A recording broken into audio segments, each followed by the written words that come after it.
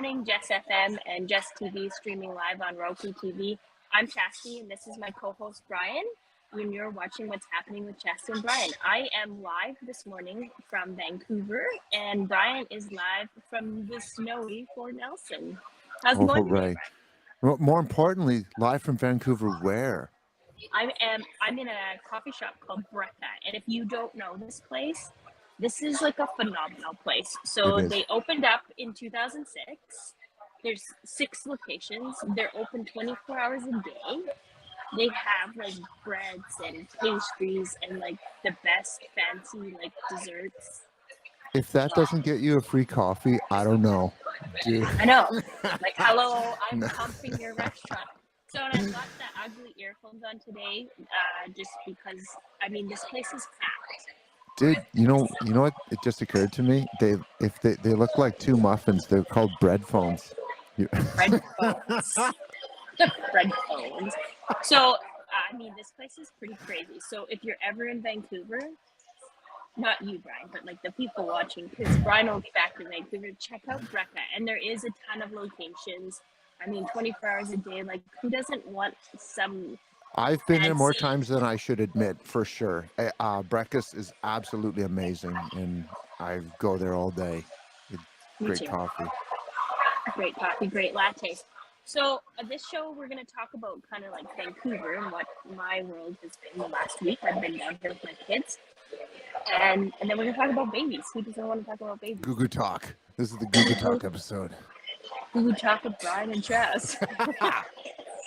So I'm actually down here because I have to have surgery. So I'm having like 2 surgeries on my knee and something intestinal, which is kind of freaky because like I have to do the Rearranging your flush. guts.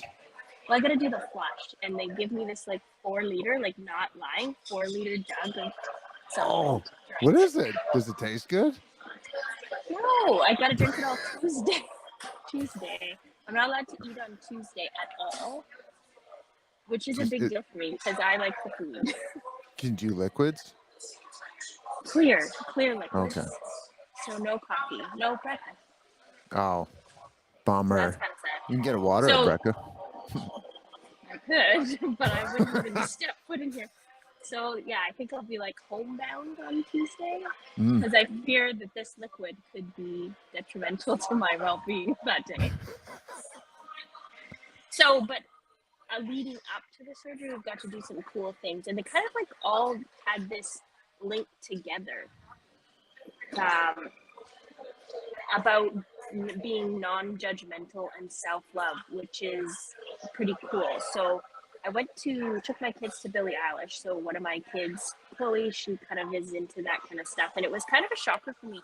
So when we went, I was like, instantly, I am old because like the really loud bass hurt my ears. I was gonna say, so where did they play? Rogers Arena. So that's, I mean, a huge, like a sold out concert, pretty cool that way. You know, it's pretty cool to see, but then that was like it aged me. I was like, finally, I'm like, okay, I'm 40 because this is like super loud. But anyway, she really talks about being non-judgmental, and she has done some public announcements and commercials about body shaming and talk about why she wears baggy clothes, kind of like to hide her, you know, image or not to be judged. And I thought that was pretty cool. And the other thing that was pretty cool is she performs with her brother Phineas, and he's the guitar player, and they write the songs together. Yes. And I think it just highlighted something because it highlights that people can't do anything on their own. You need a support system, and you need to build with other people around. So it just kind of shows that you can Their foster connection that. is like unbridled. It's something that I admire about their relationship that preserved throughout their growing of the fame, because sometimes that is something that can absolutely divide family members or friends or partners. They definitely weathered the storm up to this point and grew stronger together. And you can see that in the public eye from interviews and any public appearances that they do, that bond that they share is something that um, I really aspire to be in my own life, to preserve the fundamental relationships no matter what changes life throws at you. And you being able to see their kind of like sister brother bond uh, in such a giant way is phenomenal. And like the music is just amazing. Melinda and I have covered many Billie Eilish songs, acoustified, and really delved into her message, which was just so positive, like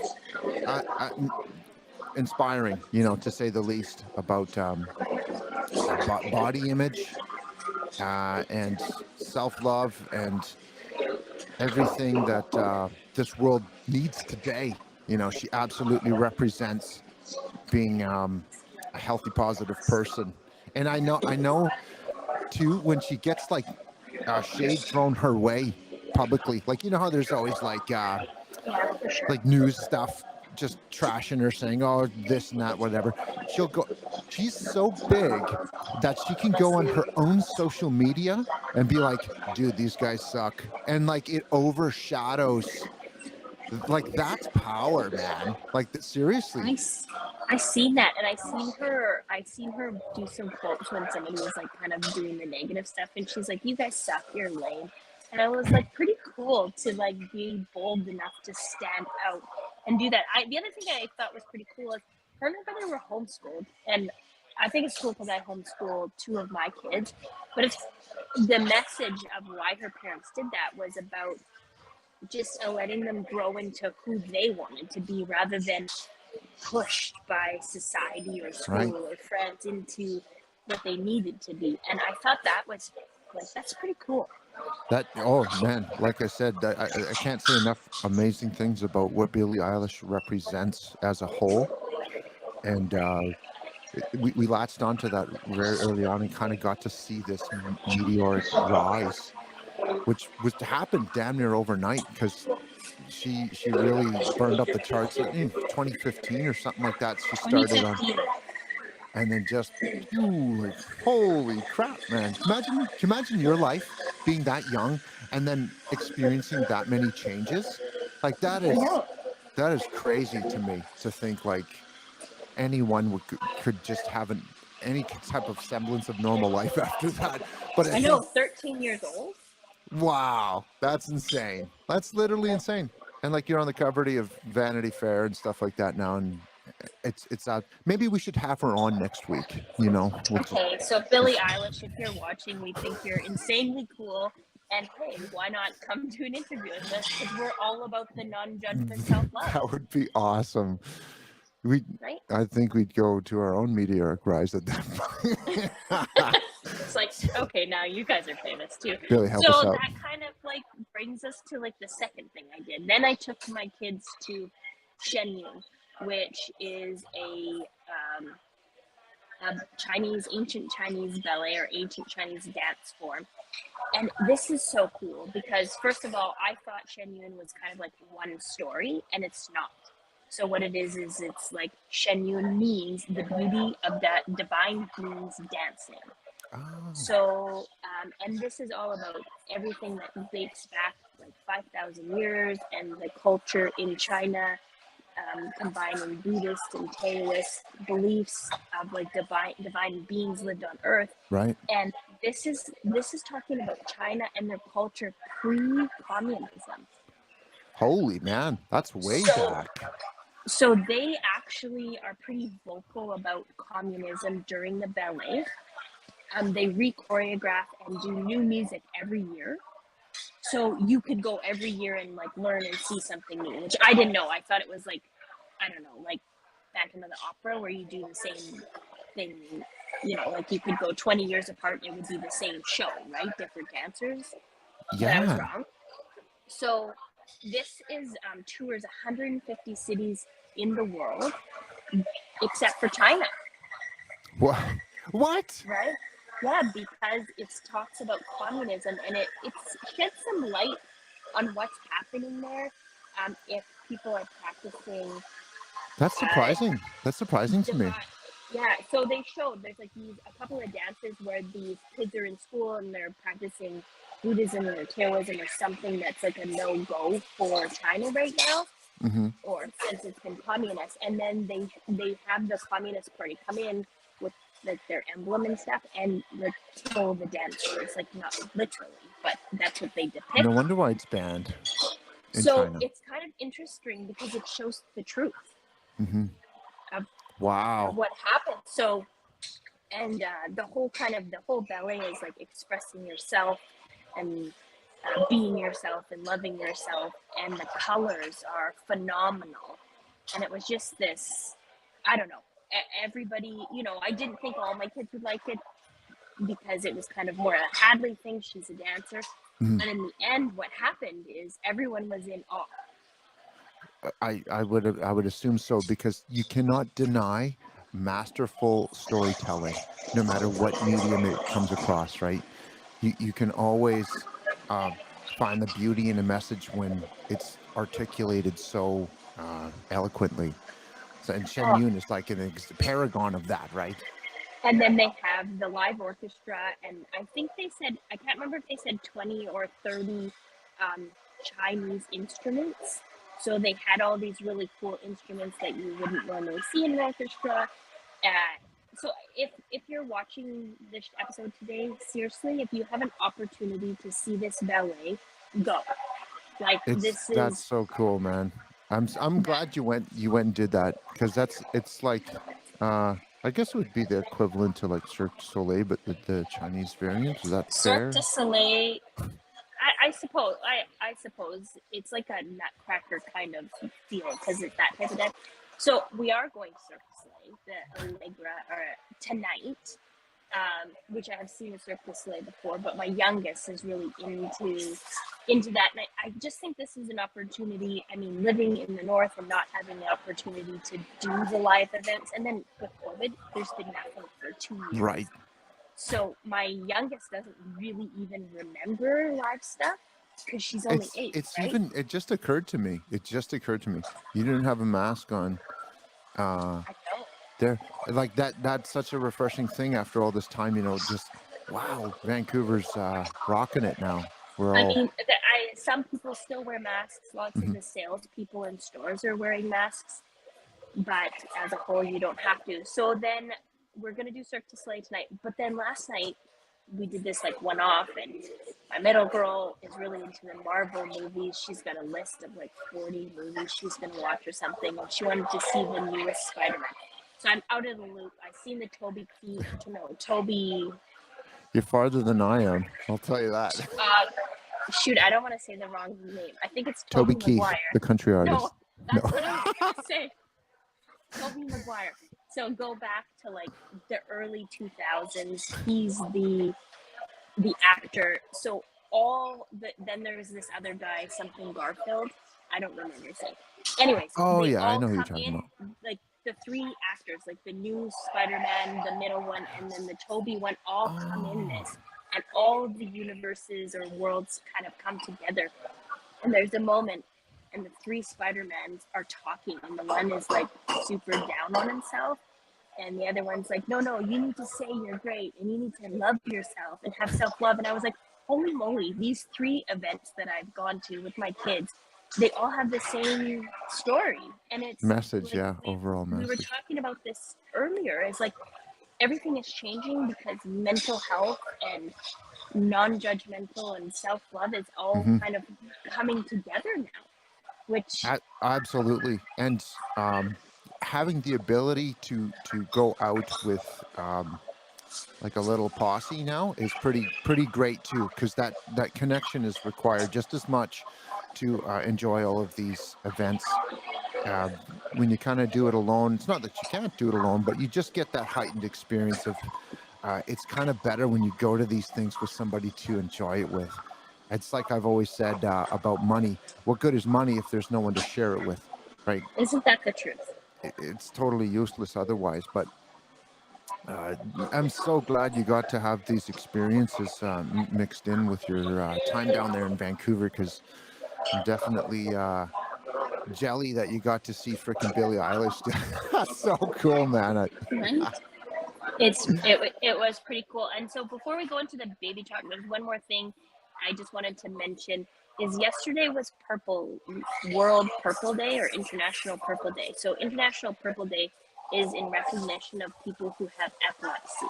So my Okay. oldest daughter has epilepsy, and we like to bring Brian and I like to bring the awareness to causes like Yes. we did last week with Julie. And so I just wanted to bring that up. So there's 65 million people in the world that have epilepsy, and 1 in 100 people have epilepsy. Wow. 50% of the cases, the cause is unknown. So it's a really difficult disorder because people they don't really know exactly why it happens and what it is. It's uncontrolled electrical neuron activity, which causes the seizures, Hmm. and only 69% of them can be controlled by medication, and the rest can't because either they're too frequent or they can't figure out exactly what's happening. And the weird stat is 80% of the cases of epilepsy are in the developed world. So I don't know, like what's wrong Yeah. in What's changed? what's changed? Why is it happening? So it's just something interesting. And, if you read about epilepsy, it, it is one of those very judged disorders. So that takes us to that self love and non-judgmental. So at the Hmm. Billie Eilish concert, we had to wear sunglasses Hmm. because there's a lot of crazy lights. So we know that the repetitive lights flashing can cause a seizure. Yeah, absolutely. So it's something that I wasn't aware of before because there is been situations where I've seen people in sunglasses and I think, take your sunglasses off, you're being Right. rude. But I mean, that takes you back to that self love and non judgmental. And it's like, you don't really know what's going on in someone else's world. Like, They could also be blind. they could be blind, they could have epilepsy. You don't know what's Yeah. happening. So it's like, take you back to that. Don't judge because you don't really know. That's kind of important. You're right, because I know I've had a similar experience making judgments about sunglasses being worn and not thinking in that way. So that's kind of a good point to bring up and just explore for a moment, because you kind of caught me there. Right? Because it doesn't matter if it's a behavior, if it's sunglasses, you don't really know people's Yeah, stories. yeah, 100%. Yeah, and you're absolutely right. And I think part of our goal, what we're trying to accomplish with communicating with people, is to think outside of the your own realm, kind of use your mind's eye and look at the situation from a whole. I often still have to do that, and I don't get it right all the time, but having a general open mindedness to another possibility of what's going on is a great way to start to think about stuff, where you don't become so upset about things. And Yeah. again, I'm not perfect, but I'm working every day towards that open mindedness of saying, maybe this individual's got something going on that tells more to the story than we can see on the surface, right? So Yep. yes, Exactly. epilepsy absolutely is nothing that you can see on the surface. That's definitely internal. And people are judgy about it just because it changes what you can do. Like if you are epileptic, you really shouldn't drink alcohol. That could be an Hmm. impact for someone in their 20s. If Why aren't they going out Yeah, bars or whatever it might be? Like people judge yeah, that situation thinking there's something more to it, but really it's like maybe when somebody does something different, maybe it's okay to ask, hey, how can you do that? yeah. Maybe that's just it. Totally. We just got to have the wherewithal to be able to create the opportunity for someone to explain what's happening, and then make some strides between making these things a little easier for all of us in the world. And You know. and the thing is somebody who's doing something differently or what you perceive as different, they might really want to talk to you. They might really want to tell you what's going on with them. Totally. Because then you become an advocate for that person as well, and you can kind of bind together and then go throughout the situation and whatever's happening in that moment. So yeah, that's a good thing to bring up, man. That's cool. I didn't Yeah, see so that that one kind of, coming. I know, I Blindside Jess. Surprised me. Except it was yesterday, and so I kind of missed it until last night that it was Purple Day. So, you know, I'm like a little behind. Purple rain. No. Okay, I could sing too, but then, you know, that breath may clear out. I'm trying to put you in some awkward situations on purpose because I know it's such a weird situation. It's okay. Like people are looking at me and kind of like wondering what I'm doing. Do you think And they're I'm judging you right now? It could be, but it's Maybe you should okay. explain yourself. I just keep mentioning like we're on the Chastity and Brian show that can be seen on jessfm.ca or Jess TV streaming live on Roku. That's So, pretty cool. Right? Little advertisement for those watching me right now. We can hear you slurping your coffees all over the globe right now. Y'all are famous. That's cool, so man. that's like, okay, Brian, baby talk. Holy, Goo it's talk. Like, so you guys are in the third trimester. I wanted to share a story with you that happened this morning. It was a pretty magical moment because it was the first time that it was able to happen. So every time Linda would get like a kicking, every time I put my hand on it, the baby chills out. It's like, haha, no kick feeling for you. So I was like, oh crap. Well, it's not a bad thing. It's just, I guess, what happens. But today I felt it, and what happened was baby had hiccups. So it was like constant. You could see this thing just going bing, bing, bing, bing. Like, oh man. I can't even explain as a person going through this in the first time in their life. I spent some time talking to Melinda last night about saying, what have you noticed change about me from your perspective? Because sometimes me, I just do what I do. Things are on autopilot right now, right? And I want a conscious kind of snapshot of what has changed about me during this process of being a first-time father, the birthing and the whole, caring for the wife. And I just wanted her opinion. And she said, you know what, you tend to communicate a little more. And I was like, okay, cool. I didn't even notice that. It just was a byproduct. It's like, yeah, you initiate some of the more meaningful conversations that I used to initiate. Now it's kind of two ways. And I used it as an exercise to think about like what I love to observe these types of behaviors, these events when they happen, because maybe they only happen once a lifetime. You only get one opportunity to observe yourself in this state, maybe, right? Maybe not. But I wanted to know. And she's like, yeah, it's just, there are some things where I tend to still suck at dealing with stress in certain ways. And so I kind of put those by the wayside, and I shouldn't, and I know that.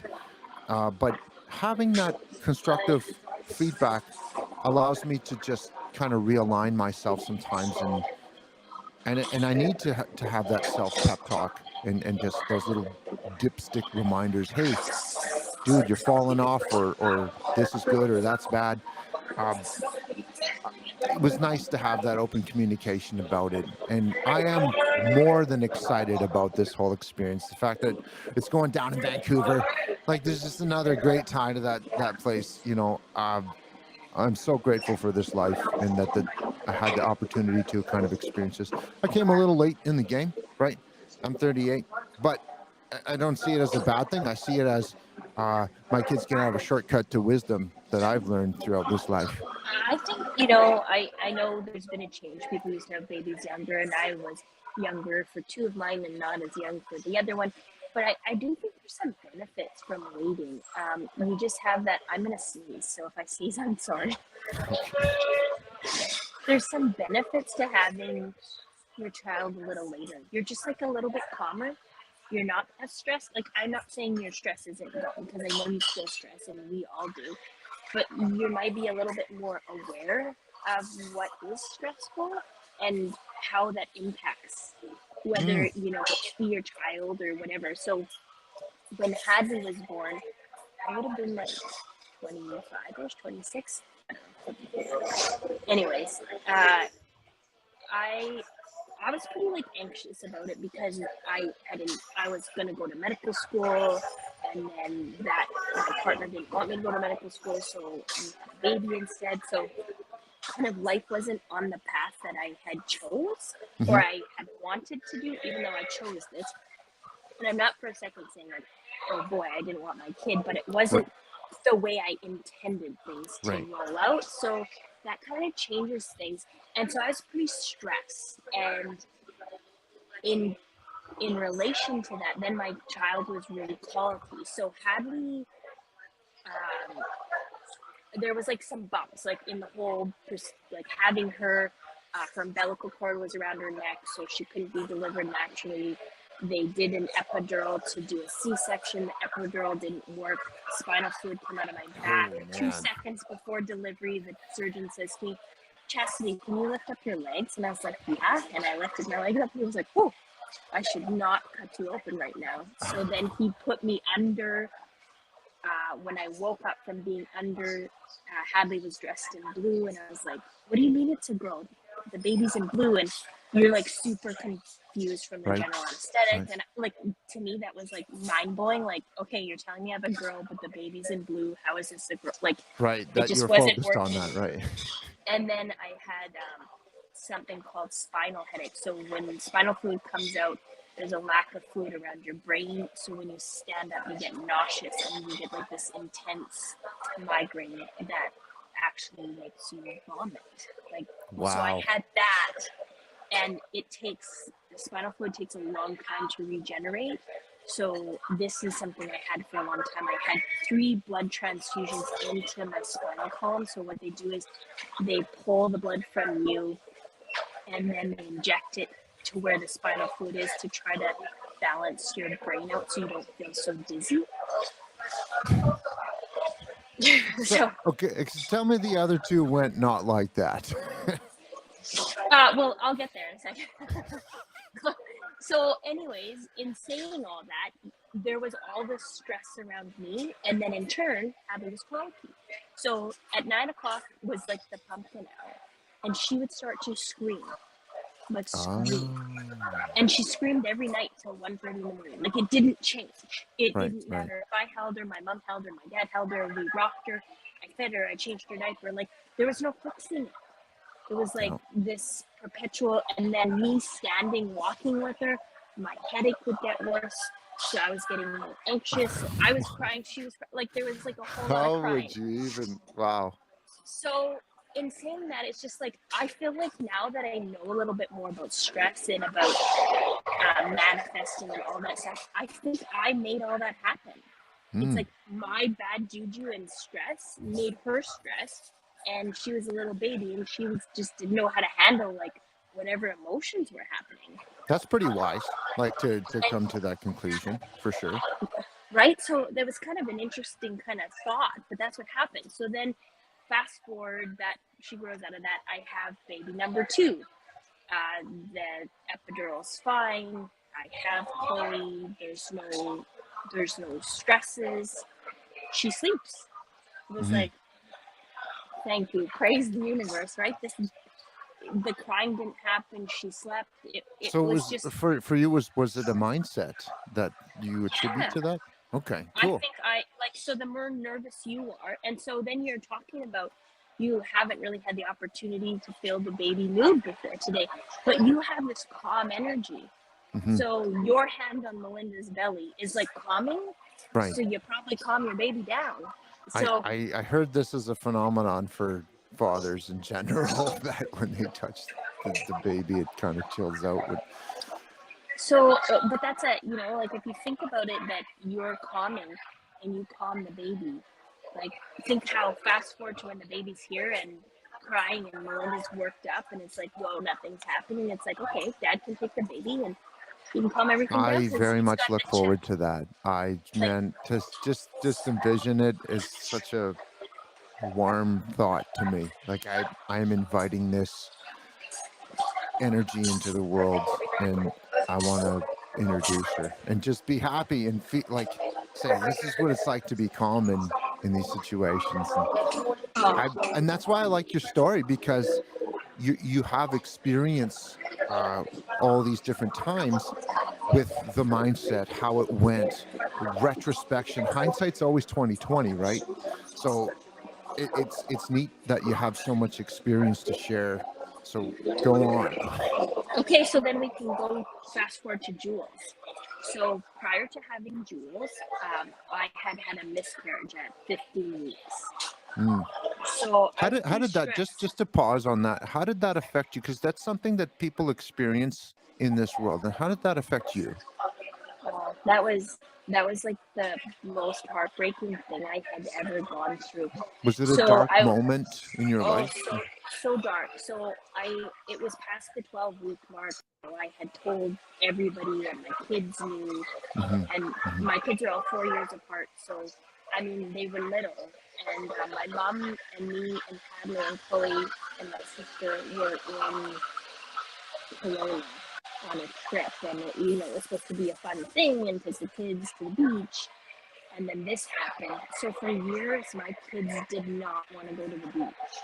Mm. They It attributed was the no, association. the beach killed the baby. Like Mm. that's what was in their brain.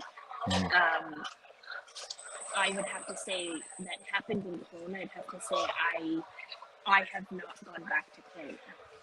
Oh, I mean, wow. like nothing against Kelowna, but Just, it's just like it was but just a kind of bad on time. purpose, or you just have no reason to go there now?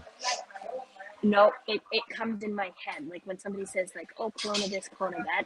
For me, Kelowna has like a dark memory, like a not a good thing. So I Right. don't get like the good, happy Okanagan vibe, just Mm. Hmm. because of something real happened, right?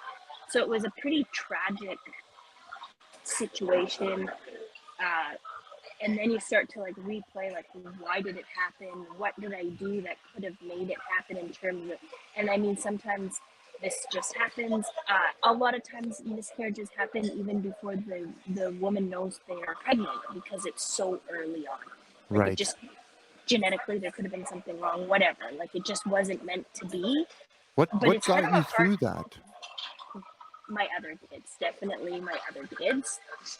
And then the whole question was like, okay, do I try to have another baby or don't I?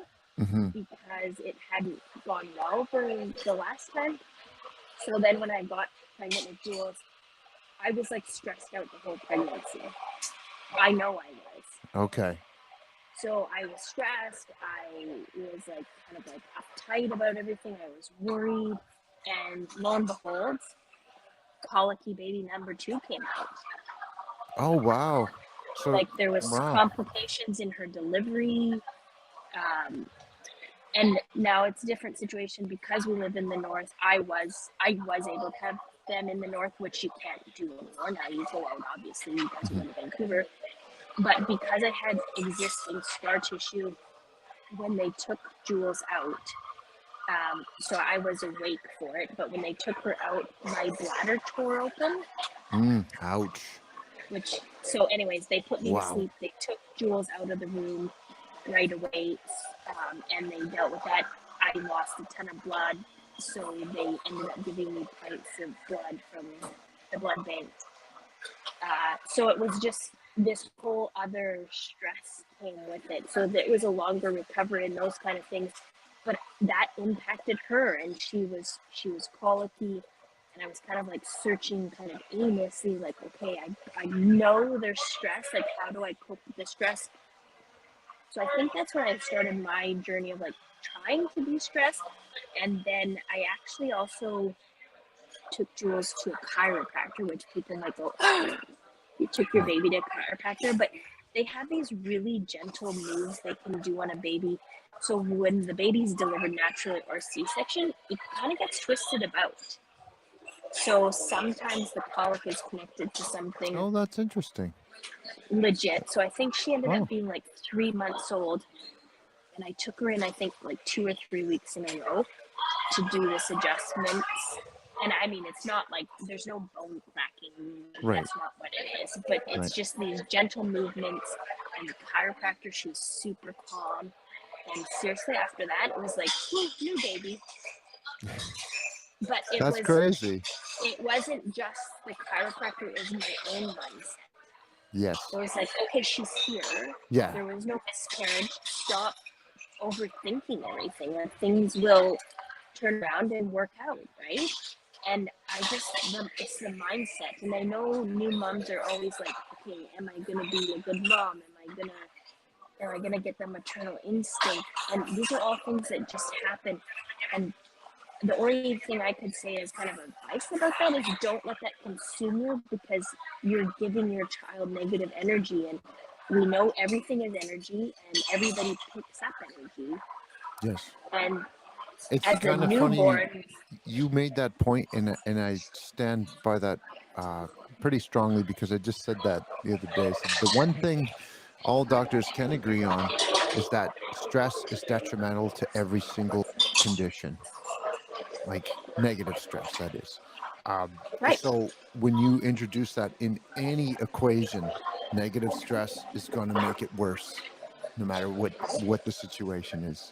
So imagine that baby just being this little being who's just a receptor picking up all the vibes. Yeah, And if totally. the only vibe you put out is anxious, stress, what do you think's gonna happen? The baby's gonna be anxious and stressed. And you have Like, 3 times experience in being able to see that and I and kind kind of of pricked that up twice. but it's nothing that can't be settled with the mindset afterwards, right? Right? And then Oh, all the it's so kids important. ended up became amazing individuals in their own right. And so I know that just because they start that with those conditions doesn't mean that's how it's going to end up in the end, right? No, yeah, and I just think it's, we really need to look at the way we live differently. And we talk about it so much, but how stress impacts our world. I'm one of Oh those yeah. people who had continuous medical conditions. I know it's my fault. Like That's I a know it. that's a big statement to make. It really is, because you have to sit and think about how you can kind of coax yourself out of that. And to me, part of that is your tribe, your environment. Those are the biggest key elements that you can change that will give you the right criteria to be able to jump your mind out of that mindset. Because if you're just in negativity constantly, you can't see the light of day. You just cannot. Oh, It's impossible. So yeah, you need to you be gotta positive. shed the deadwood, as they say, and just really focus on the path that you need to do to get right. And that's kind of I've been watching even our own relationship evolve over time. And from the first version of chastity that I've seen to this point now, I can absolutely say there's been some improvements along the way, and just the mindset and that goal orientated lifestyle is getting stronger by the day. That's pretty cool Okay, to this is gonna watch. be super weird, but this poor person needs to get into the bathroom, and it's a code. So I'm gonna tell the person that I'm sorry. Excuse me. You Doing need the to good put in work this. You need to put in a live. code to get in. It's 5692. 5692. Hey Sorry, man, doing I the see good work. the person pacing and they have to use the washroom, and it's like, dude, that's the worst feeling. Hey, that's kind of what we do. There, there, You, success. The nice it's a man got good into deed, the Chip. washroom. Ching. It No really puddles on the hurts. ground today. I've been in this situation though, and it's like, or you get the bathroom code, and then like somehow you heard it wrong because you're in such a like panic, Right. and you're like, okay, this is not working for me. So, anyways, sorry. Good Sorry about job. that, everyone. No, it's the positive mindset, right?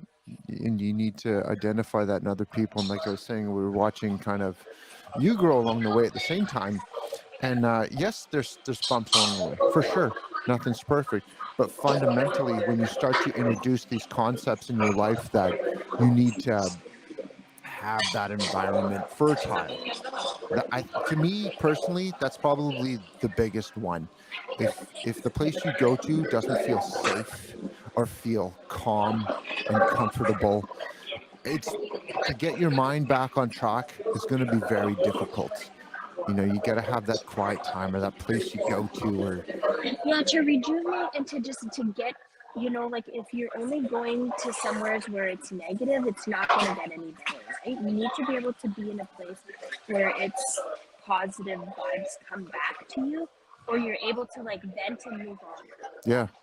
Yeah, and that's kind of the second component to that is kind of your tribe that you pick. If you pick somebody who's just going to continue to spew that negativity, you're going to ingest that and become that. And so having the right people to take something and reframe a thought goes so far. Holy man. And for what it's worth, I've been blessed in this life to have some of the best friends in the world, to be able to just identify when I'm venting and say, I get it.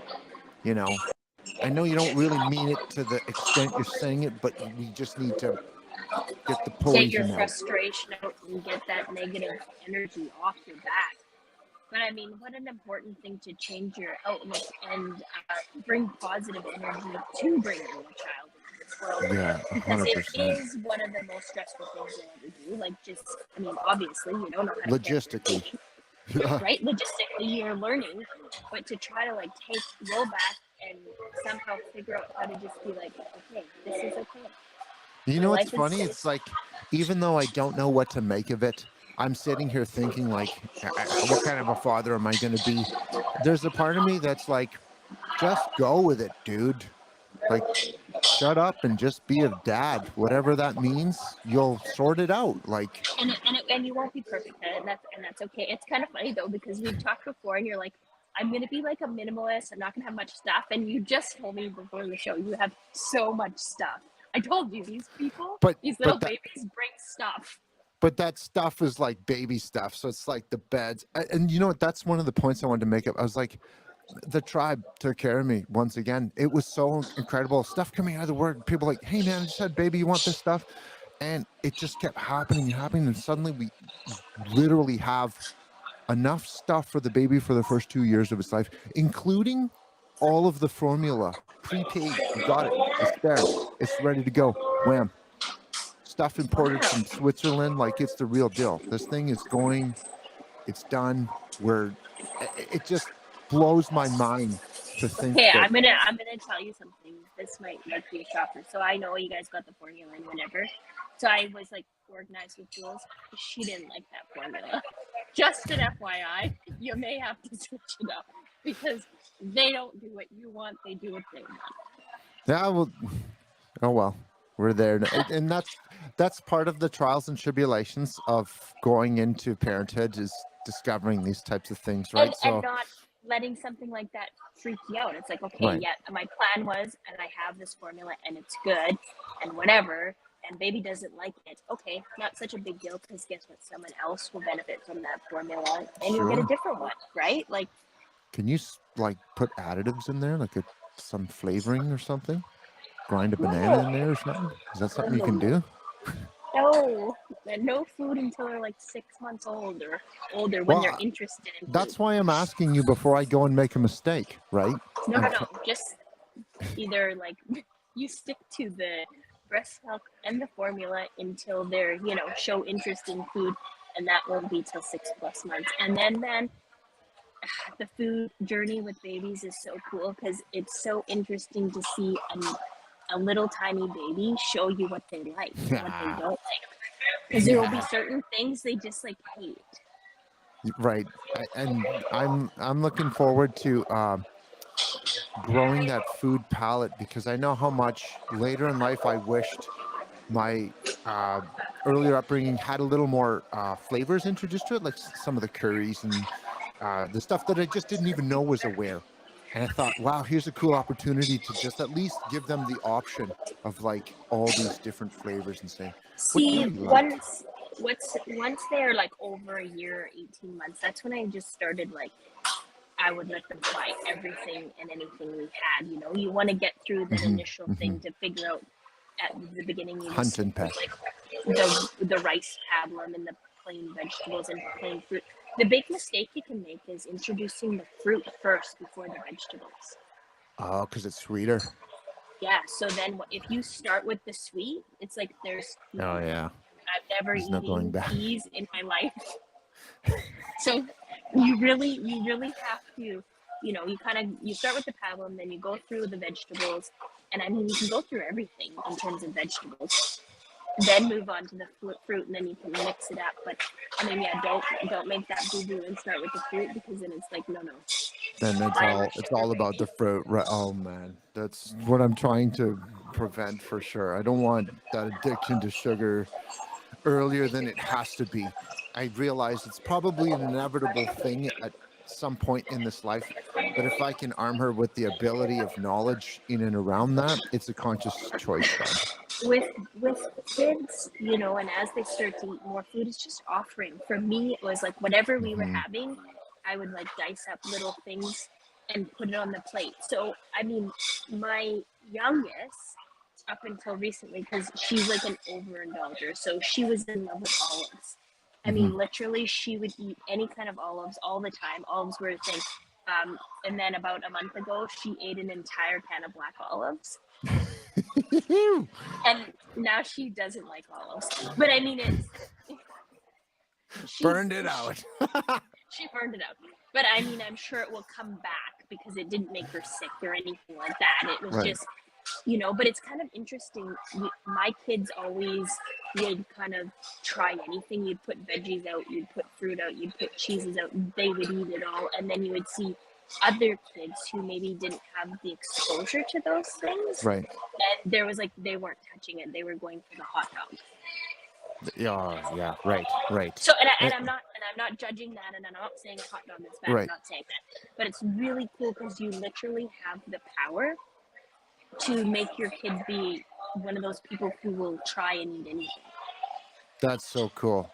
That's something I aspire, and I very want to work hard towards that because I know what magic that having curious palate can bring to the fruit of your life, right?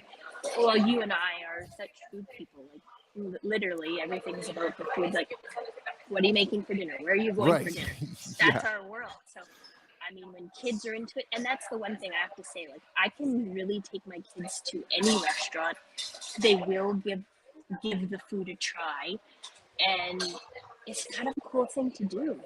I have to say there was a magic moment that I did see with Chloe, and she was that day I made the Brussels sprouts, and I mentioned that I made them, and she took some, and I was like, "That's cool." That was Yeah, and my I kids all even though eat. even though that wasn't her favorite thing, I was like, "You went to bat for me there," and that made me feel good. I was like, I was pretty happy about that.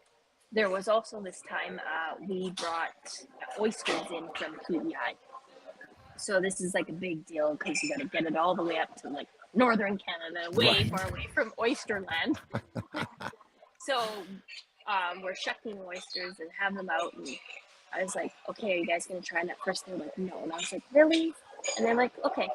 And there was another person at our house who was an adult and over 40, and that adult had never tried them. But it was like, no, I don't like them. Yet here's my kids all shooting back a raw oyster, and and still when we go to restaurants and I order oysters, like oysters for the table means actually oysters for me, but I pretend like it's for everybody.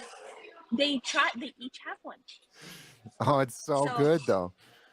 they might not adore it, and it might not be their thing, but it's like Hmm. they're Hmm. open to give it a go, and it's super cool. It's because as their parent, you influenced that and you made that You a know what you set possibility. them up for success for too as well is that if when they grow up on their own and travel internationally, you're not going to have the hot dogs and hamburgers available to you as much in these international places. So to have an open mind to what they eat, you've already kind of got the one up on that, right? They can still And then feed themselves. if they're nervous about different food in different places, we kind of like found this safe food. So I mean, you can pretty much travel most places in the world and get away with bread or Hmm. some type of bread, Oh whether it yeah. be a pita, a naan, a baguette, whatever, and you can pretty much get rice. So those are like the safe foods. If you're not sure, order Some that one of and then those, yeah. try something different, Right. but then you have the safe food to eat. this is funny because Melinda and I would go out. Over the years we've been together, we've been to many restaurants, obviously, but typically I would be the adventurous one to try something new, and then she would get the safe recipe that she's used to, and she'd always try mine and be like, "Oh, damn it, I love that one." Like it became. Did you swap with her? Oh yeah, I would always. That's always the thing. Is like, you want this? We'll just straight up trade it. Like I'm totally fine with it because like I'll be adventurous no matter what, and I like that she has the wherewithal to be like, yeah, I'm good with that. Like, sure, See, and that's I'm kind of like that nervous person too, because there's certain foods that like get my stomach really upset or whatever. So I sometimes order the safe food and then have that regret. And when my kids don't order the safe food, I think, how cool. And I literally, it's like, okay, who can I invite who will order something really good and we'll swap? right, or When I share, or just a bit, right? Because it that's doesn't it. always go That's well. But no, if you do the 50-50 thing and just split it up, and then you can try something different and go with the safe food too. the only time I got nailed was in Vancouver. We went to the sushi place, and at the time we didn't know sashimi what it was. We were thinking nigiri. Nigiri is the little rice with a little bit of meat on it, whether that's fish or Okay. whatever. And that's what we were thinking. And so Melinda gets this honkin' chunk of sashimi, which is salmon, and it's basically just like a chunk of raw fish. Boom, like a thick chunk. And she's like, "Well, I was like, oh boy, I guess I'm taking a bullet for the team. Let's do this." So I kind of manned up and took on this just sashimi dragon and took her down. But that's a moment that stuck out in my mind. It's like, either Google what it is before, it was the lesson I took from that, or like ask the waitress or waiter, whatever, information about what it is. Isn't it the truth? Is like you're always nervous because it's different food and you don't want to be that person to ask. But I mean, they're there to help you. I'm gonna sneeze again. I don't know what the deal is. I'm sorry. I think you know what it is. Brings me to allergies. People come Oh, in with right, different scents right. and stuff, and I'm in a public space, so it's like, woof, the allergies like hit Getting high. you. And the same at the concert and the ballet. They used a lot of smoke, and I was like, oh I'm my just not used gosh, to that. Yeah, it's been a it's while. just too much. And you're not used to it because you're used to non-socializing, right, for so long. We're used to snow up here in the north.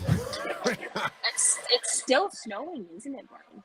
Oh yeah, no, it's melting now. The banks are getting shaved down. Everything's starting to look a little more springy, but I do very much envy the environment you're in.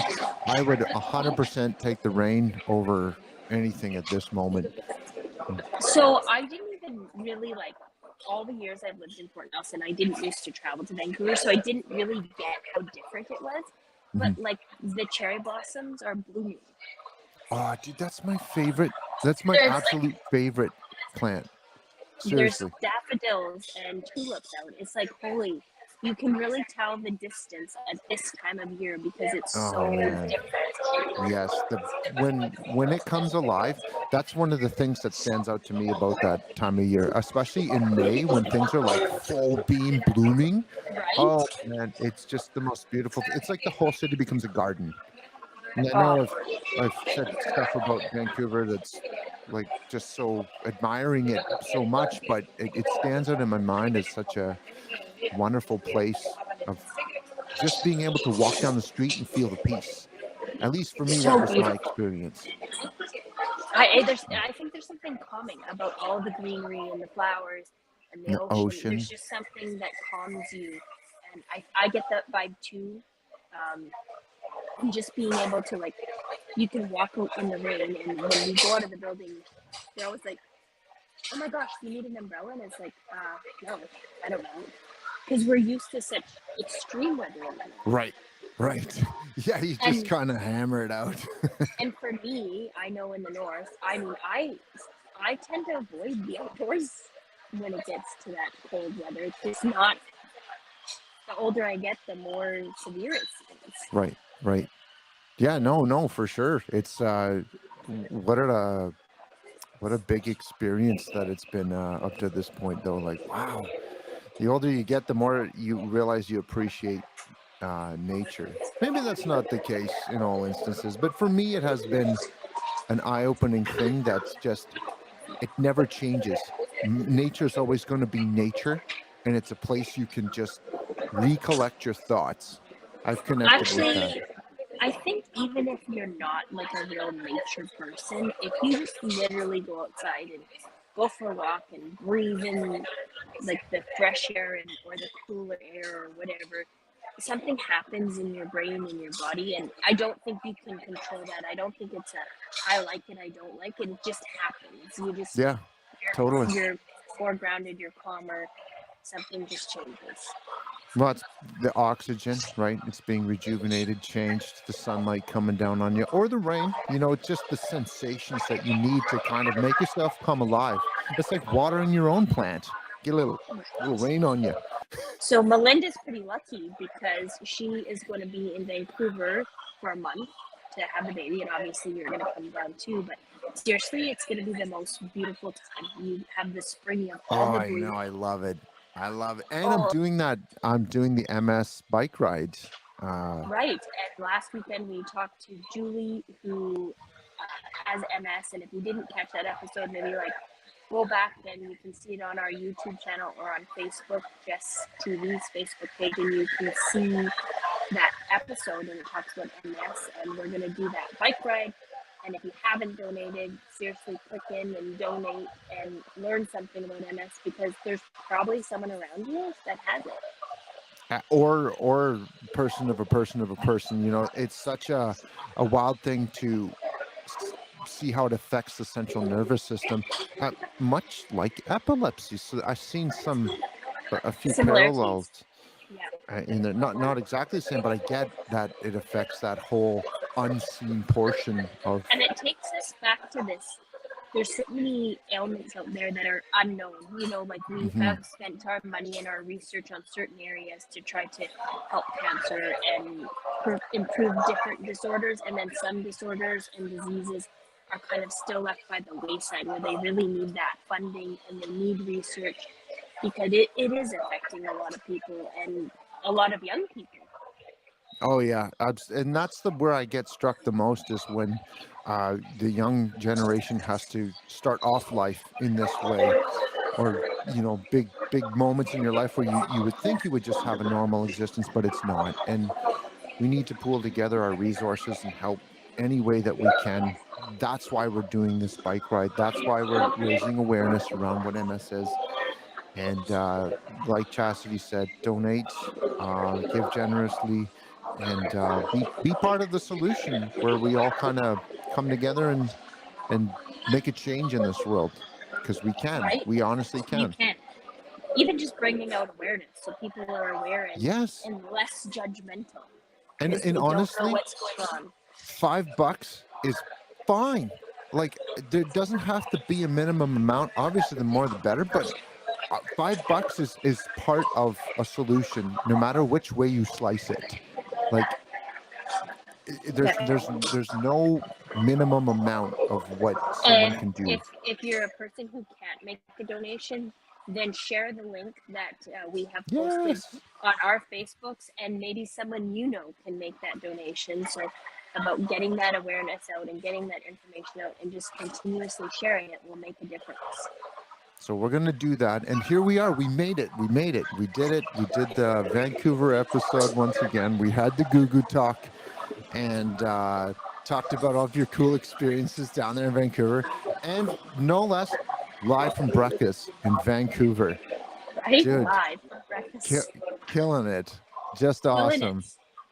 So tune in again next weekend, and if you missed any of our old episodes, check out our Facebook page or our YouTube channel, Chastity and Brian, and see our old episodes that you might have missed.